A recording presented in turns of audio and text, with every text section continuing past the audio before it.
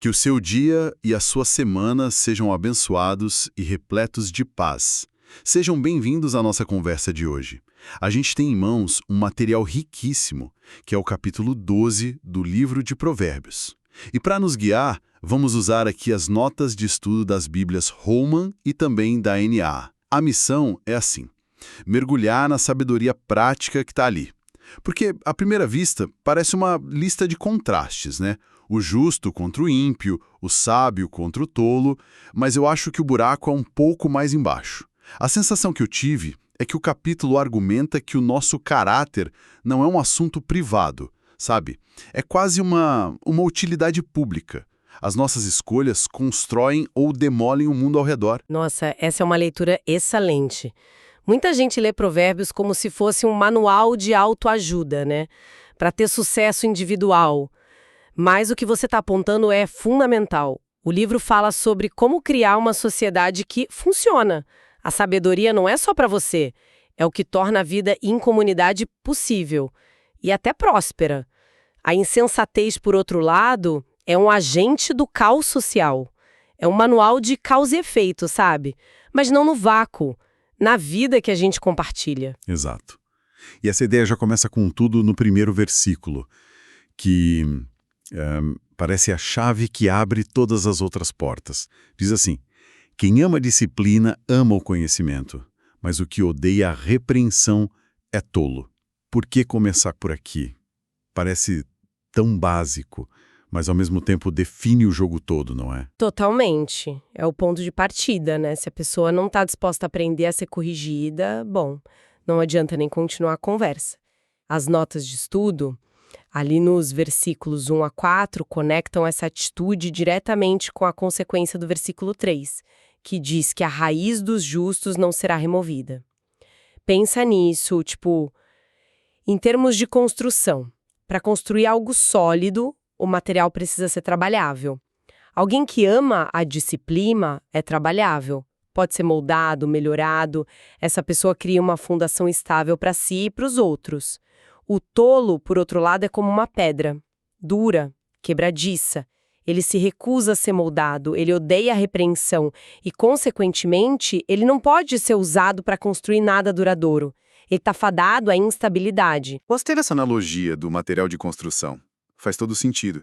Então, se essa abertura para aprender a fundação, o capítulo logo em seguida parte para as ferramentas, que a gente usa todo dia para construir ou demolir. As palavras.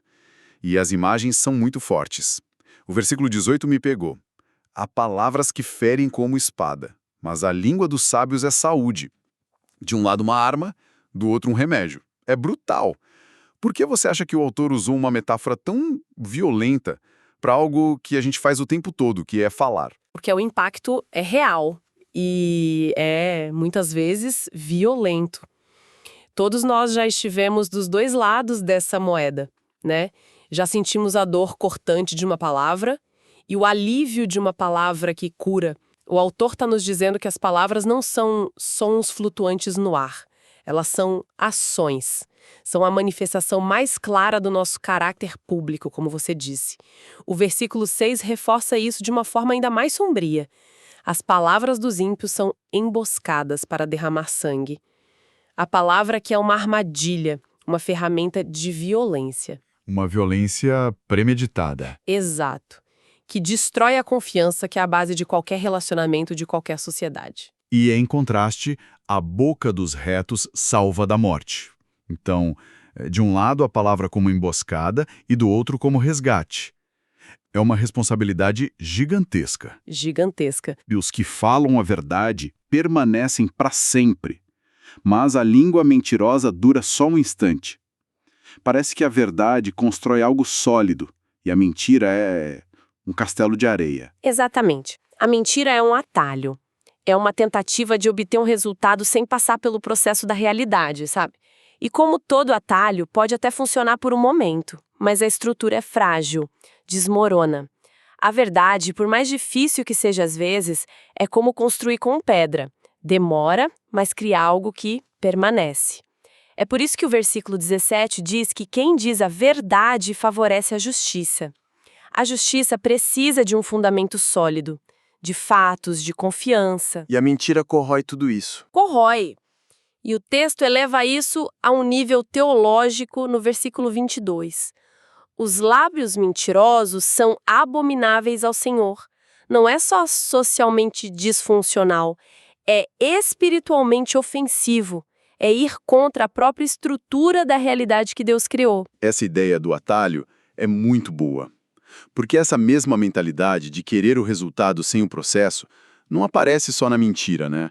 O capítulo parece que leva essa lógica direto para o nosso ganha-pão, para o trabalho. O versículo 11 é super direto. O que lavra a sua terra terá pão em abundância, mas quem corre atrás de coisas sem valor não tem juízo. É a mesma lógica aplicada à economia doméstica e social. Lavar a terra é o processo. É o trabalho duro, consistente, focado na realidade. Correr atrás de coisas sem valor é buscar o atalho, a fantasia, o que hoje a gente chamaria de hype sem substância. Entendi. As notas sobre os versículos 9 a 11 destacam um ponto crucial aqui: o contraste entre substância e aparência. O versículo 9 diz: melhor é o que se estima em pouco e tem o que trabalhar do que o que se honra a si mesmo e tem falta de pão. Em outras palavras, é melhor ser um anônimo produtivo do que uma celebridade de Instagram endividada. O valor está naquilo que se constrói de verdade, não na imagem que se projeta. E o versículo 27 tem uma imagem quase cômica, mas muito poderosa.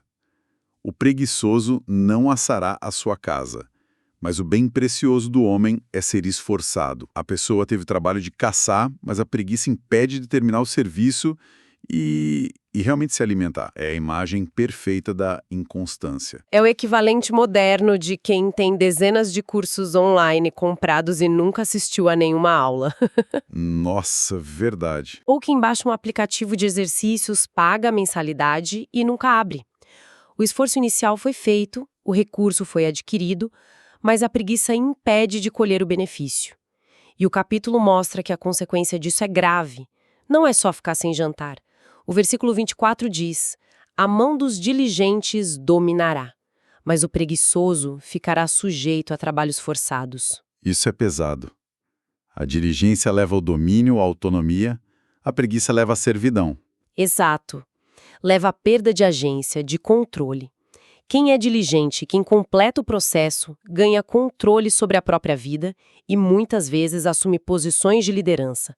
O preguiçoso, que vive de projetos inacabados, de oportunidades perdidas, ele acaba se tornando dependente dos outros.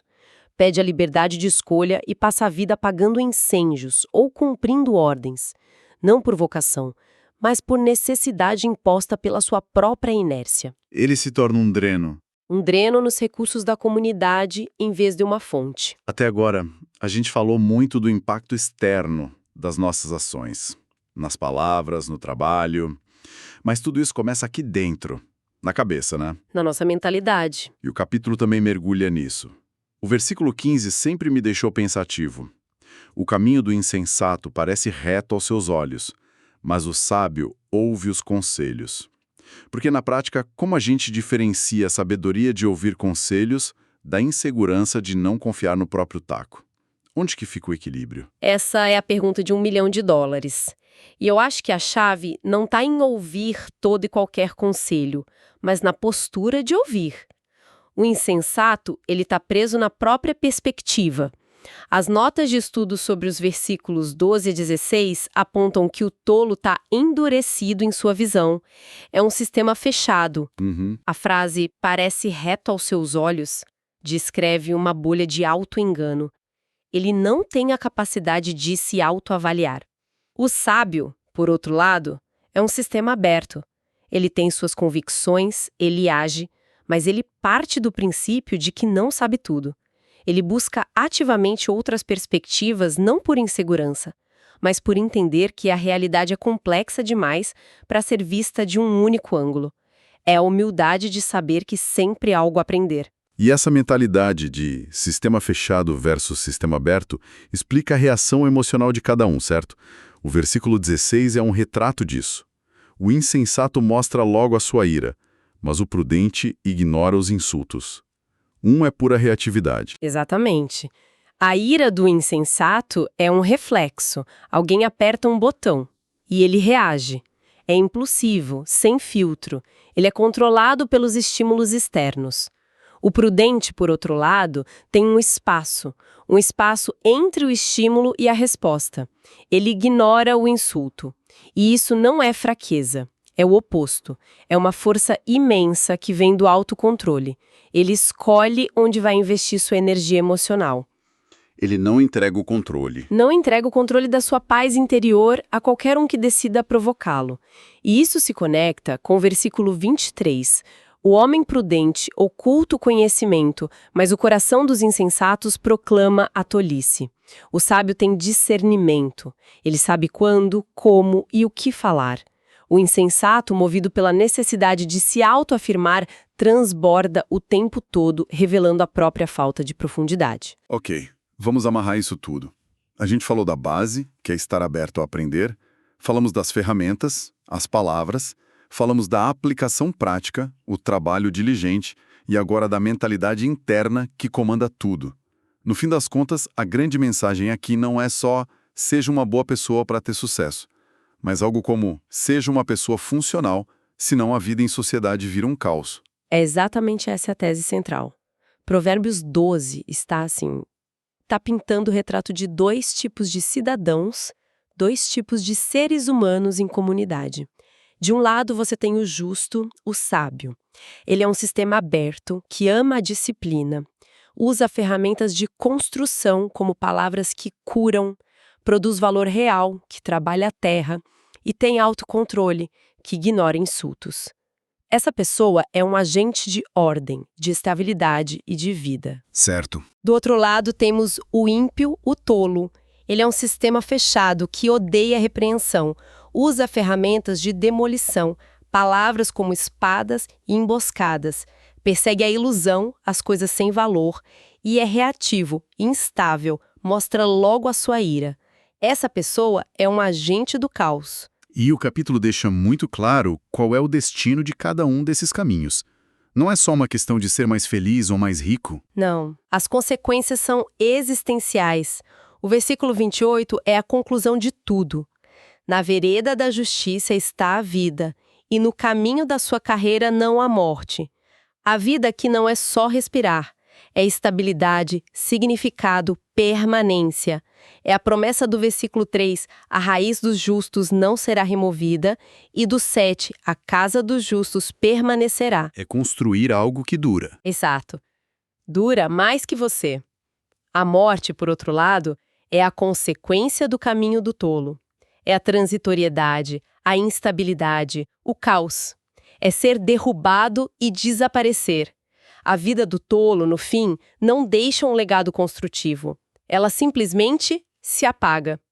Cada pequena escolha que o capítulo descreve como você reage a uma crítica, o que você fala sobre um colega, se você termina ou não um projeto, é um passo em uma dessas duas veredas. Isso dá um peso enorme para as pequenas coisas do dia a dia.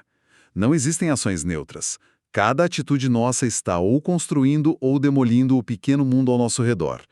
Uma análise realmente profunda. Para a gente terminar, queria deixar uma reflexão no ar. O capítulo foca muito nas consequências externas das nossas escolhas. Ter pão, permanecer firme, dominar. Mas, pensando no dia a dia, qual seria a consequência interna mais imediata de escolher o caminho da sabedoria em vez da insensatez, especialmente para nossa própria paz de espírito? Que Deus abençoe a todos.